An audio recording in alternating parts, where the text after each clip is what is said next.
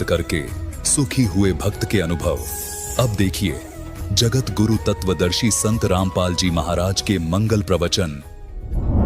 तो परमात्मा कहते हैं जो सौदा आप करने के लिए आए थे उसको भूल चुके बावले, और उसको याद दिलाने के लिए स्वयं परमात्मा आते हैं।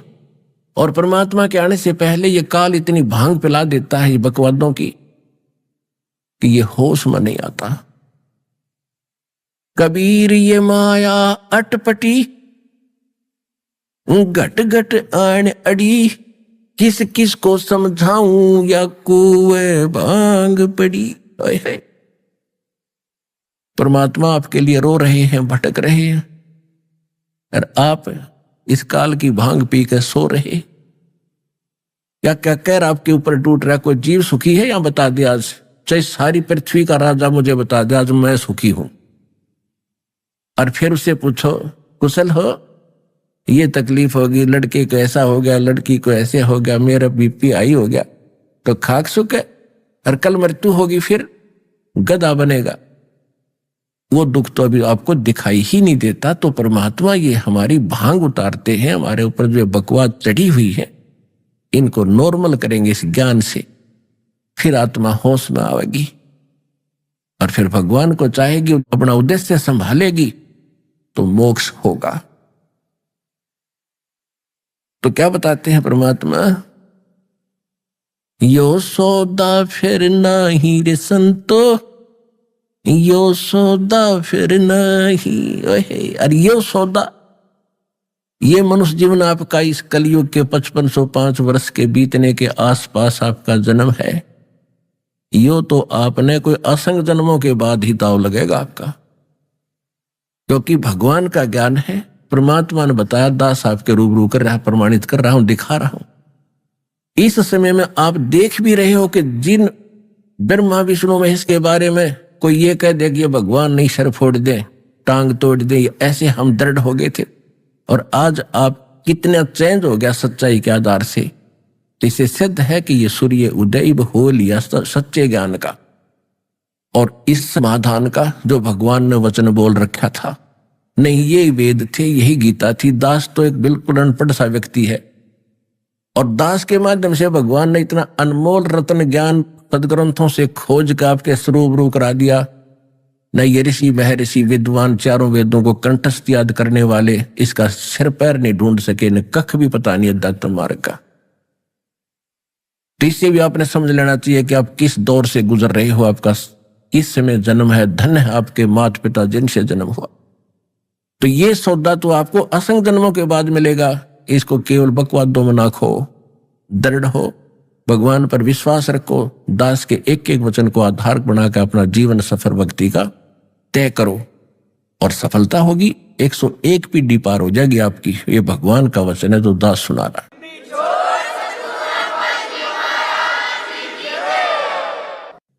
गरीबदास जी बता रहे हैं परमात्मा से प्राप्त ज्ञान को हमारे लिए कितना। गरीबदास जी की वाणी को हम 3 दिन लगातार पढ़ते, कंटिन्यू पाठी बदलते रहते हैं। अकेले गरीबदास जी की वाणी, भगवान ने इतनी दया बख्शी आपके ऊपर। और गरीबदास जी को एक डूम भाट नहीं थे, एक बहुत रिच जाट थे, बहुत ही धनी जाट थे, जिसके 1400 एकड़ जमीन थी और सब ठाठ थे, हर तरह से सुविधा थी। और फिर उन्होंने आपके लिए कितना समय निकाल के, एक तो पढ़ने में जब इतना समय लगे है, एक बोल रहा एक लिखा है। गरीबदास जी बोला करते, गोपाल दास जी लिखा करते थे, उनको कितना समय लग गया होगा, साल भर से भी ज्यादा लग गया होगा। और वो बैठे रहे हमारे लिए कि उनको पता था मेरे बच्चों को इस अनमोल ज्ञान की घनी आवश्यकता है। और आज आपके रूबरू भी है। तो उन्होंने क्या बताया है? यो सौदा फिर नहीं रे संतो, यो सौदा फिर नहीं, यो सौदा फिर नहीं रे संतो, यो सौदा फिर नहीं। लोहे जैसा ताव जात है, लोहे जैसा ताव जात है, काया दे सराही रे संतो, यो सौदा फिर नहीं, यो सौदा फिर नहीं रे। संतो यो सौदा फिर नहीं। तीन लोक और भवन चतुर्दश, तीन लोक और भवन चतुर्दश, सब जग सौदे आई रे संतो यो सौदा फिर नाही।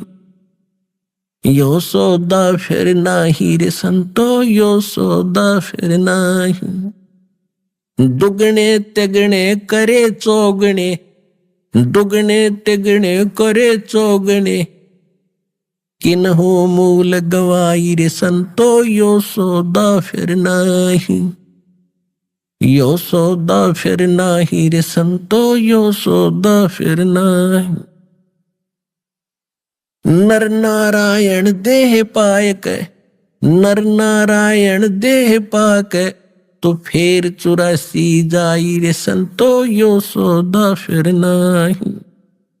यो सौदा फिर नाही रे संतो यो सौदा फिर नाही। ये दम टूटे पिंडा फूटे, ये दम टूटे पिंडा फूटे, हो लेखा दरगाह माही रे संतो यो सौदा फिर नाही। यो सौदा फिर नाही रे संतो यो सौदा फिर नाही।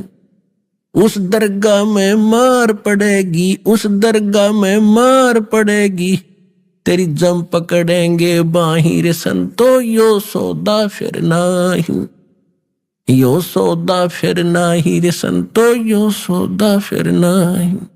जा दिन की मोहे डरनी लागे, जा दिन की मोहे डरनी लागे, लज्जा रे अकनाही रे संतो यो सौदा फिर नाही।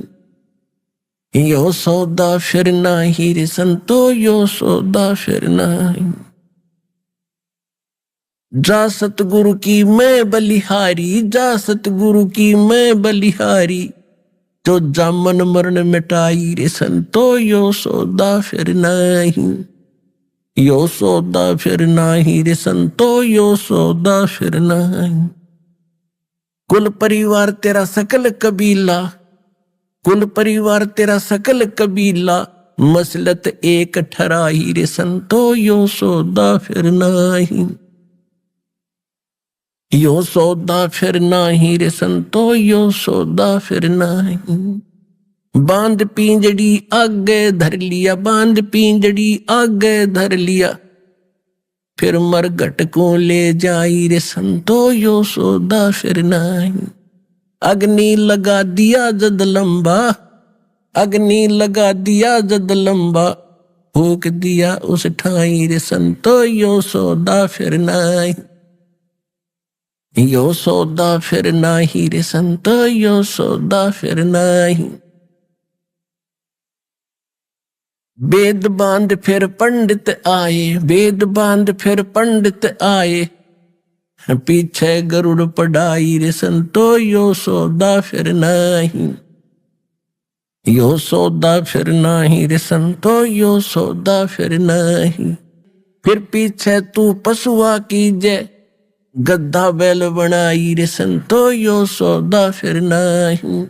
नरसेती तू पशुआ कीजे, नरसेती तू पशुआ कीजे, गद्दा बैल बनाई रे संतो यो सौदा फिर नाही। यो सौदा फिर नाही रे संतो यो सौदा फिर नाही। ये 56 भोग कहाँ मन बोरे, 56 भोग कहाँ मन बोरे, कहीं कुरड़ी चरणे जाई रे संतो यो सौदा फिर नाही। यो सौदा फिर नाही रे संतो यो सौदा फिर नाही। कहते प्रेत शिला पर जा विराजे, प्रेत शिला पर जा विराजे, पितरो पिंड भराई रे संतो यो सौदा फिर नाही। यो सौदा फिर नाही रे संतो यो सौदा फिर नाही। बहुर श्राद्ध खान को आए, बहुर श्राद्ध खान को आए, फिर काग बहे कलमाही रे संतो यो सौदा फिर नाही। यो सौदा फिर नाही रे संतो यो सौदा फिर नाही। जय सतगुरु की संगत करते, जय सतगुरु की संगत करते, ये सकल कर्म कट जाई रे संतो, यो सौदा फिर नाई, यो सौदा फिर नाही रे संतो, यो सौदा फिर नाही। अमरपुरी पर आसन होते, अमरपुरी पर सतलोक में, अमरपुरी पर आसन होते, जहां धूप ना छाई रे संतो, यो सौदा फिर नाही, यो सौदा फिर नाही रे संतो, यो सौदा फिर नाही। सुरत नरत मन पवन पियाना, सुरत नरत मन पवन पियाना, शब्द शब्द समाई रे संतो, यो सौदा फिर नाही, यो सौदा फिर नाही रे संतो, यो सौदा फिर नाही।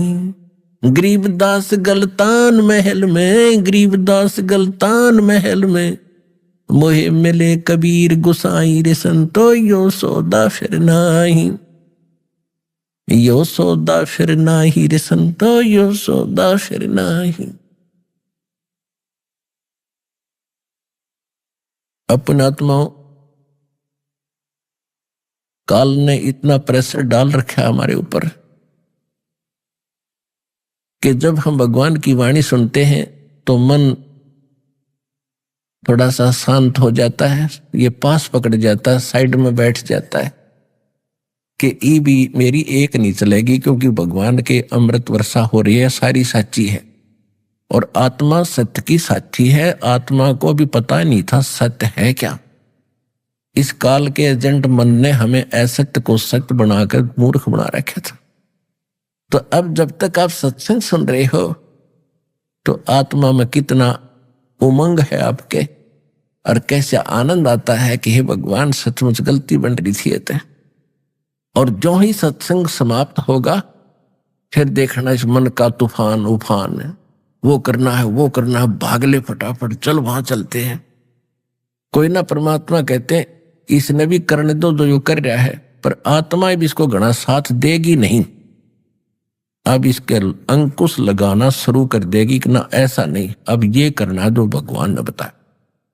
तो अब अगर ये मालिक का ज्ञान ना होता तो हम किस स्पीड से चल रहे थे, उस ओर गिनती नहीं थी, कोई स्पीड का अंत नहीं था।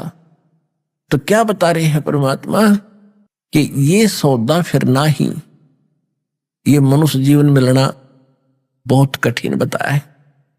मानुष जन्म दुर्लभ है, ये मिलन बारंबार, जैसे तरवर से पत्ता टूट गिरे भाई वो न लगता डर। और परमात्मा कहते हैं कि बोली आत्मा, जिस परिवार और संपत्ति को तू अपना मानने बैठी है, जब तुझे ये पता लगेगा तेरी डेथ होनी है, 2 दिन के अंदर मर लेगा, फिर देखना तेरी क्या हालत होगी। कहते हैं हिड़की दे दे रोएगी है सुरता, जब तू जागी अकेली। आत्मा को कह रहे हैं परमात्मा कि जब तू सारे जिसने सारा जीवन जोड़ता रहा, दिन पड़ा ना रात पड़ा, को बुरा देखा ना अच्छा देखा, और 1 मिनट में जब यम के दूत घसीट कर ले जा रहे होंगे, जब तू पछाड़ खा रोएगी, तेरा बुरा हाल होगा। इसलिए कहते हैं आंखें खोल, परमात्मा के ज्ञान से कुछ जाग आत्मा। तो क्या कहते हैं, यो सौदा फिर ना ही संतो, यो सौदा फिर ना ही। ये लोहे जैसा ताव जात है काया देश राही। जैसे लोहार कारीगर लोहे को गर्म करता है और गर्म लोहे को निकालकर ऐरण से तुरंत चोट मारता है, गरम गरम लोहे पर चोट मार के जो चाहे वो बना लेता है, जिसके उद्देश्य से उसने गर्म किया था।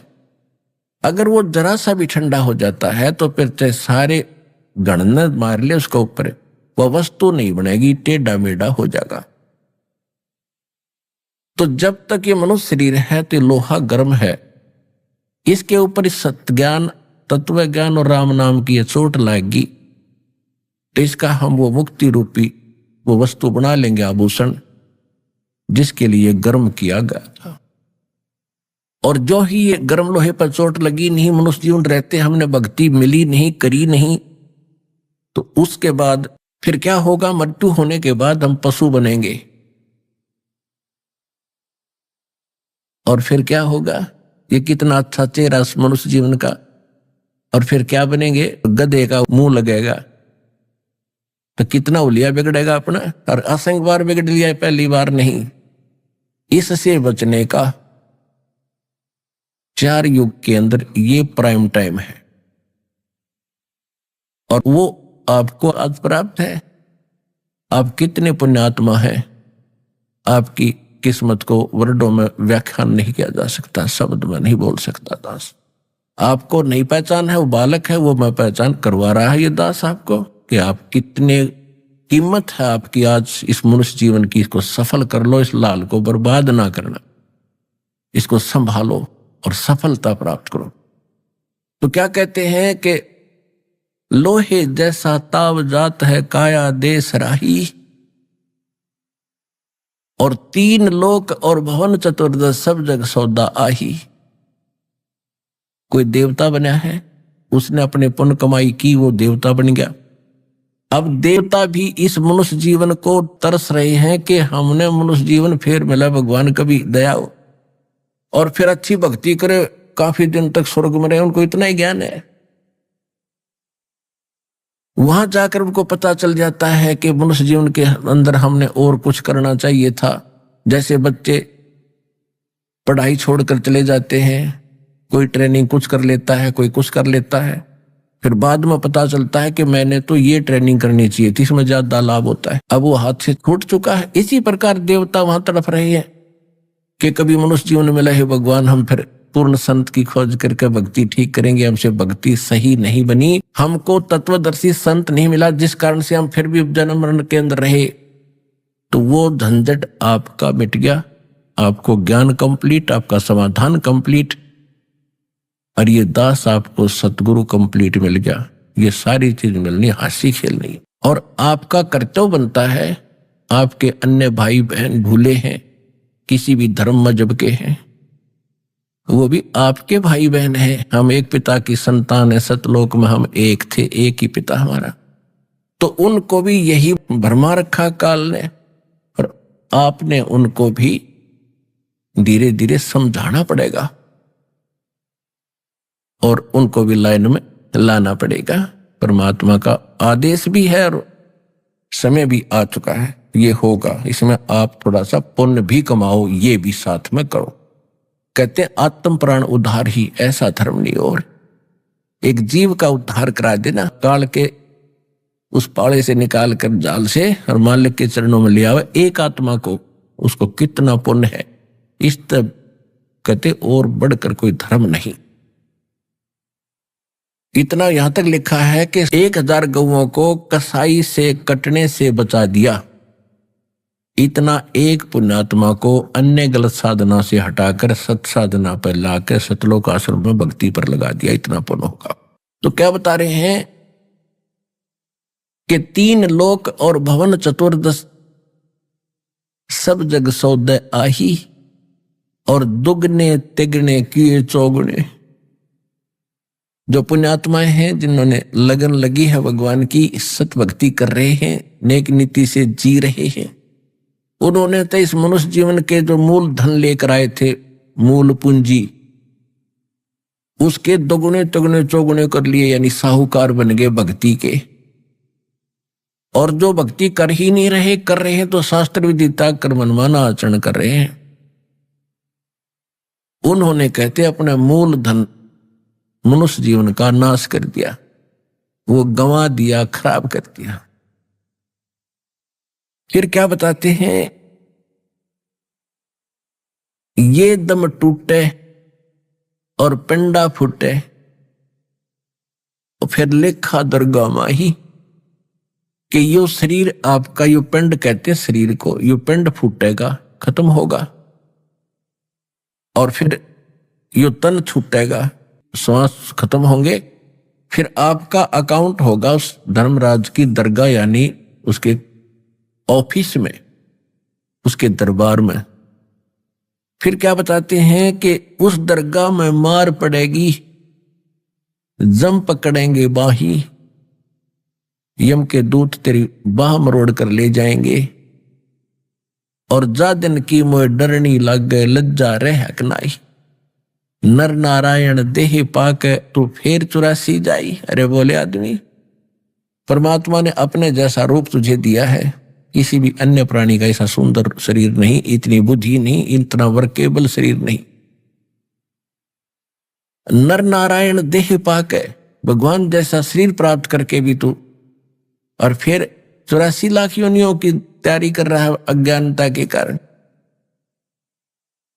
फिर क्या बताते हैं कि जा सतगुरु की मैं बलिहारी, जो जामन मरण मिटाई। अब इसमें कमाल कर दिया है कि सतगुरु, उस सतगुरु की बलिहारी कुर्बान हो जो जन्म और मरण के रोग को समाप्त करे। अपने आत्माओं, जन्म और मृत्यु का रोग ना ब्रह्मा जी का समाप्त, ना विष्णु जी का समाप्त, ना शिव जी का समाप्त, न दुर्गा जी का समाप्त, न ब्रह्म सरपुरुष काल का समाप्त, और न अक्षर पुरुष सात संग ब्रह्मांड के स्वामी ईश्वर ब्रह्म का जन्म मरण का रोग, इसका भी समाप्त नहीं। तो इनकी साधना करने से हमारा कैसे जन्म मरण का ये समाप्त हो जाएगा झंझट? वो किससे होगा? परम अक्षर ब्रह्म की भक्ति से होगा। और उस परम अक्षर ब्रह्म की भक्ति और ज्ञान या तो स्वयं परमात्मा बता रहे थे, या फिर जिन महापुरुषों को वो मिले उनको उन्होंने बताया, लेकिन वो समाधान आगे कंप्लीट देना अलाउड नहीं था।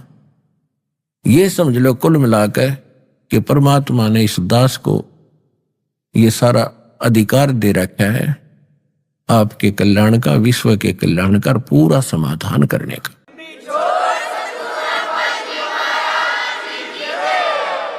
तो आप कह रहे हैं कि जा सतगुरु की मैं बलिहारी, जो जामन मरण मिटाही, और हमारा मूल उद्देश्य यहीं से स्टार्ट होता है कि जन्म मृत्यु सदा के लिए समाप्त करेंगे। अब बच्चा पढ़ता किस लिए है? कॉलेज में, चाहे वो कितना अच्छा कमरा हॉस्टल में ले रखा उसने, और वहां ठाठ से रह रहा है, लेकिन वहां रहेगा कितने दिन? विद्या ठीक से नहीं पढ़ेगा तो उसको निकाल दिया जाएगा, हॉस्टल से भी निकाल दिया जाएगा जब फेल हो गया। इसी प्रकार आप जिन कोठी बंगले बनाए बैठे हुए तो होटल के कमरे हैं, और ये तब तक आपके पास रहेंगे जब तक ये स्टडी टाइम पूरा नहीं होता आपका, यानी जीवन समाप्त नहीं होता। और जो बुद्धिमान है, जो बच्चे ठीक से पढ़ाई करके अपने शिक्षा कर लेते, तो फिर उन हॉस्टल के कमरे का चपक्का नहीं बैठते वो तो फिर ये देखते हैं फील्ड में अब मुझे कहाँ जाना है, कहाँ अप्लाई करना है, कहाँ मुझे वो जॉब मिलेगी। तो आपको जब शरीर छोड़कर जाओगे, सोच लो आपका यूनिवर्सिटी टाइम, विद्यालय टाइम समाप्त हो गया। अब जिन्होंने अच्छी भक्ति की है वह आगे जाके उनकी परीक्षा के नंबर न्यारे पाओगे, फिर उनको सतलोक के अंदर नए सिरे से जीवन, नए सिरे से परिवार, जैसे यहाँ परिवार हुआ या कौन सा, पहले आपका पूर्व परिचित थोड़े थे कोई, यहाँ इकट्ठे हुए, एक दूसरे ममता बन गई, अपने से लगे, लेकिन ये अपने है ही नहीं। या तो हमारा भूल लगी हुई है और ये लगी भी रहेगी, लेकिन भक्ति करने से इस भूल के साथ साथ हम ये काम कर जाएंगे और इस परिवार को भी मार्ग पर लगाएंगे।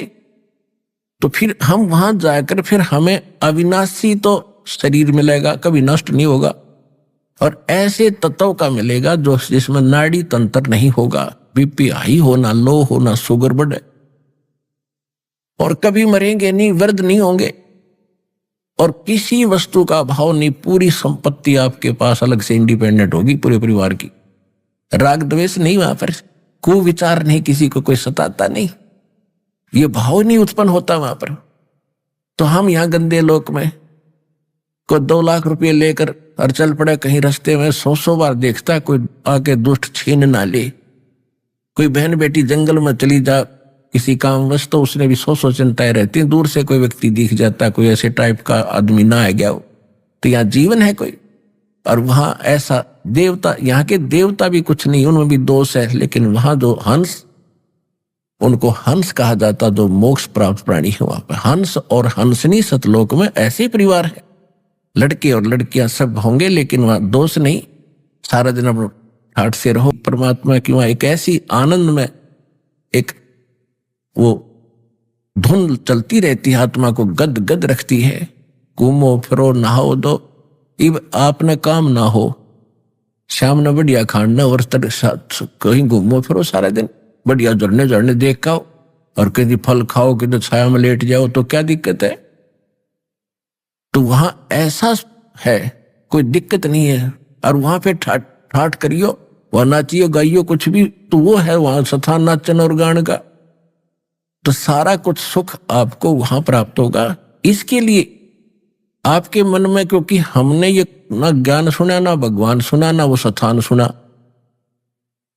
तो मन में ये जल्दी सी समाती नहीं। क्योंकि जो सतलोक की महिमा गाने वाले, सत्संग का जो विधि बताने वाले भी परमात्मा को कहते सतलोक में प्रकाश ही प्रकाश है, वहां कुछ भी नहीं है।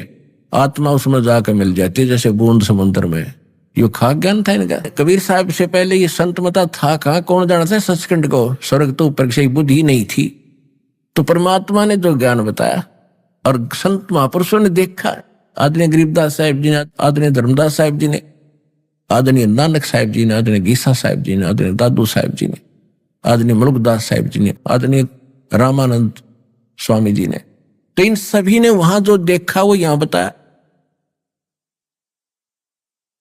कि वहां पर क्या क्या व्यवस्था, और भगवान ने अपनी अमृतवाणी बता रखा कि वहां हंस और हंसनी स्त्री पुरुष रहते हैं। परमात्मा साकार है, बाग बगीचे हैं सुंदर, जहां फल सदाबहार वृक्ष